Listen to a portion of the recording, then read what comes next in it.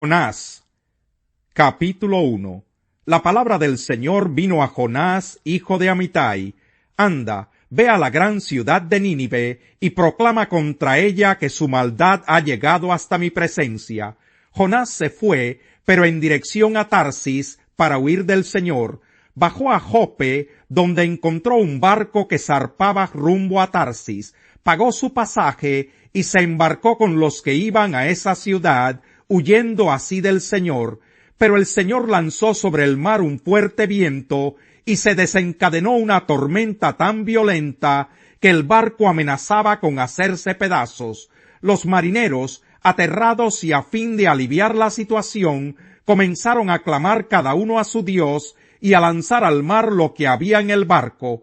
Jonás, en cambio, que había bajado al fondo de la nave para acostarse, ahora dormía profundamente. El capitán del barco se le acercó y le dijo: ¿Cómo puedes estar durmiendo? Levántate, clama a tu Dios, quizás se fije en nosotros y no perezcamos.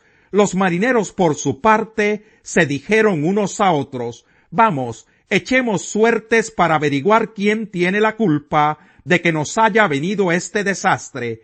Así lo hicieron, y la suerte recayó en Jonás. Entonces le preguntaron: Dinos ahora, ¿quién tiene la culpa de que nos haya venido este desastre? ¿A qué te dedicas? ¿De dónde vienes? ¿Cuál es tu país? ¿A qué pueblo perteneces? Soy hebreo y temo al Señor, Dios del cielo, que hizo el mar y la tierra firme. Les respondió. Al oír esto, los marineros se aterraron aún más, y como sabían que Jonás huía del Señor, pues él mismo se lo había contado, le dijeron: ¿Qué es lo que has hecho? Pero el mar se iba enfureciendo más y más, así que le preguntaron: ¿Qué vamos a hacer contigo para que el mar deje de azotarnos? Tómenme y láncenme al mar, y el mar dejará de azotarlos. Les respondió: Yo sé bien que por mi culpa se ha desatado sobre ustedes esta terrible tormenta. Sin embargo, en un intento por regresar a tierra firme, los marineros se pusieron a remar con todas sus fuerzas, pero como el mar se enfurecía más y más contra ellos, no lo consiguieron. Entonces clamaron al Señor: Oh Señor, tú haces lo que quieres, no nos hagas perecer por quitarle la vida a este hombre, ni nos hagas responsables de la muerte de un inocente. Así que tomaron a Jonás y lo lanzaron al agua, y la furia del mar se aplacó. Al ver esto, se apoderó de ellos un profundo temor al Señor, a quien le ofrecieron un sacrificio y le hicieron votos. El Señor, por su parte, dispuso un enorme pez para que se tragara a Jonás, quien pasó 3 días y 3 noches en su vientre. Capítulo 2.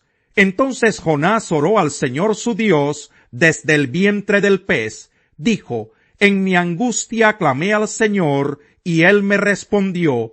Desde las entrañas del sepulcro pedí auxilio, y tú escuchaste mi clamor. A lo profundo me arrojaste, al corazón mismo de los mares. Las corrientes me envolvían, todas tus ondas y tus olas pasaban sobre mí. Y pensé: he sido expulsado de tu presencia. ¿Cómo volveré a contemplar tu santo templo? Las aguas me llegaban hasta el cuello, lo profundo del océano me envolvía, las algas se me enredaban en la cabeza, arrastrándome a los cimientos de las montañas. Me tragó la tierra, y para siempre sus cerrojos se cerraron tras de mí. Pero tú, Señor Dios mío, me rescataste de la fosa. Al sentir que se me iba la vida, me acordé del Señor, y mi oración llegó hasta ti, hasta tu santo templo. Los que siguen a ídolos vanos abandonan el amor de Dios. Yo, en cambio, te ofreceré sacrificios y cánticos de gratitud. Cumpliré las promesas que te hice. La salvación viene del Señor. Entonces el Señor dio una orden, y el pez vomitó a Jonás en tierra firme. Capítulo 3. La palabra del Señor vino por segunda vez a Jonás. Anda, ve a la gran ciudad de Nínive y proclámale el mensaje que te voy a dar. Jonás se fue hacia Nínive, conforme al mandato del Señor. Ahora bien, Nínive era una ciudad grande y de mucha importancia. Jonás se fue internando en la ciudad y la recorrió todo un día mientras proclamaba: dentro de 40 días Nínive será destruida. Y los ninivitas le creyeron a Dios, proclamaron ayuno, y desde el mayor hasta el menor se vistieron de luto en señal de arrepentimiento. Cuando el rey de Nínive se enteró del mensaje, se levantó de su trono, se quitó su manto real, hizo duelo y se cubrió de ceniza. Luego mandó que se pregonara en Nínive: por decreto del rey y de su corte, ninguna persona o animal, ni ganado lanar o vacuno, probará alimento alguno, ni tampoco pastará ni beberá agua. Al contrario, el rey ordena que toda persona, junto con sus animales, haga duelo y clame a Dios con todas sus fuerzas. Ordena asimismo que cada uno se convierta de su mal camino y de sus hechos violentos. ¿Quién sabe? Tal vez Dios cambie de parecer y aplaque el ardor de su ira y no perezcamos. Al ver Dios lo que hicieron, es decir, que se habían convertido de su mal camino, cambió de parecer y no llevó a cabo la destrucción que les había anunciado. Capítulo 4. Pero esto disgustó mucho a Jonás y lo hizo enfurecerse, así que oró al Señor de esta manera: oh Señor, ¿no era esto lo que yo decía cuando todavía estaba en mi tierra? Por eso me anticipé a huir a Tarsis, pues bien sabía que tú eres un Dios bondadoso y compasivo, lento para la ira y lleno de amor, que cambias de parecer y no destruyes. Así que ahora, Señor, te suplico que me quites la vida. Prefiero morir que seguir viviendo. ¿Tienes razón de enfurecerte tanto?, le respondió el Señor. Jonás salió y acampó al este de la ciudad. Allí hizo una enramada y se sentó bajo su sombra para ver qué iba a suceder con la ciudad. Para aliviarlo de su malestar, Dios el Señor dispuso una planta, la cual creció hasta cubrirle a Jonás la cabeza con su sombra. Jonás se alegró muchísimo por la planta, pero al amanecer del día siguiente, Dios dispuso que un gusano la hiriera y la planta se marchitó. Al salir el sol, Dios dispuso un viento oriental abrasador. Además, el sol hería a Jonás en la cabeza, de modo que éste desfallecía. Con deseos de morirse exclamó: prefiero morir que seguir viviendo. Pero Dios le dijo a Jonás: ¿tienes razón de enfurecerte tanto por la planta? Claro que la tengo, le respondió. Me muero de rabia. El Señor le dijo: tú te compadeces de una planta que sin ningún esfuerzo de tu parte creció en una noche y en la otra pereció, y de Nínive, una gran ciudad donde hay más de 120,000 personas que no distinguen su derecha de su izquierda y tanto ganado, ¿no habría yo de compadecerme? Capítulo 5. En la mano derecha del que estaba sentado en el trono vi un rollo escrito por ambos lados y sellado con 7 sellos. También vi a un ángel poderoso que proclamaba a gran voz: ¿quién es digno de romper los sellos y de abrir el rollo?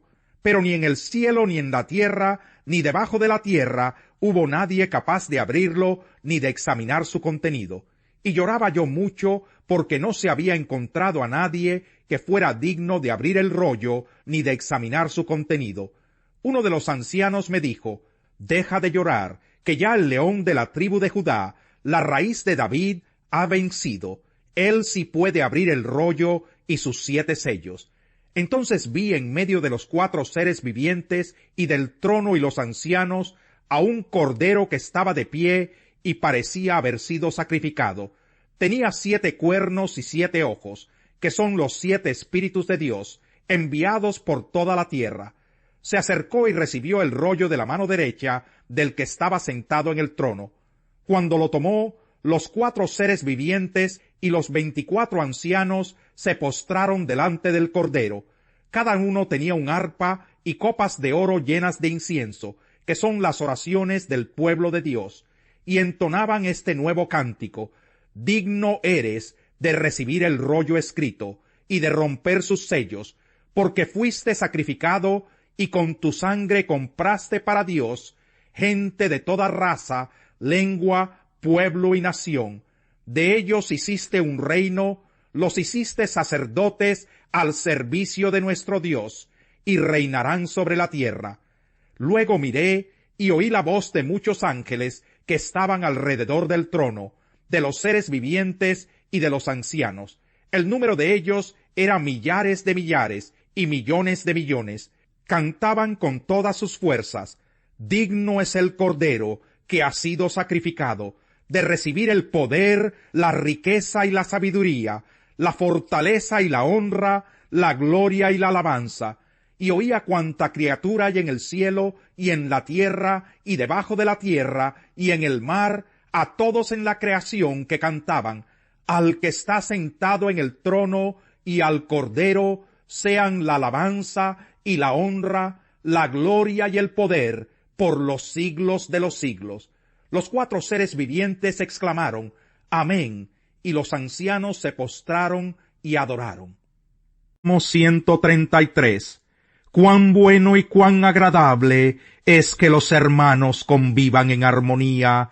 Es como el buen aceite que desde la cabeza va descendiendo por la barba de Aarón hasta el borde de sus vestiduras.